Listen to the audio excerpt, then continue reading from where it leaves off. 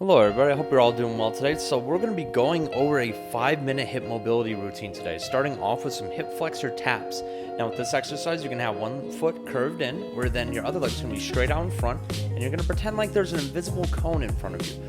Reach over from one side to the next with your foot slightly hovering above the ground in order to engage the hip flexors. We're going to perform around 8 reps per side. The next exercise we're going to be doing is a dead bug. So start off lying on your back with your knees in line with your hips and your arms straight out in front of you. Now you can have your palms facing down or palms facing each other in order to activate the lats a little bit more with the palms facing down. And then we're going to alternate bringing our left leg down and our right arm back in order to get a full stretch of the body with your toes pointed towards your shin as you perform each rep.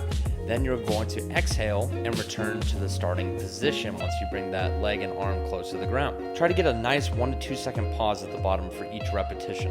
And ensure that you are inhaling and squeezing your abs as you extend the leg and flex the shoulder.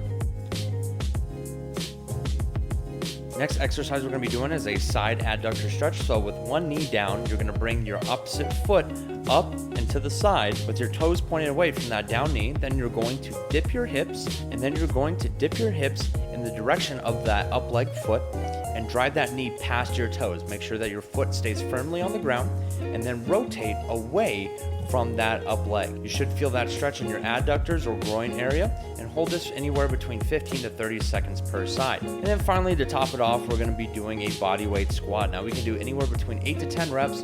I like to get a little bit of an extra stretch at the bottom of each of these, but just to test to see where your hip mobility is at and try to get as deep as possible. The best way to improve your hip mobility, or mobility in general for that matter, is to take the joint through its active range of motion. I hope these exercises help, and let me know if y'all have any questions.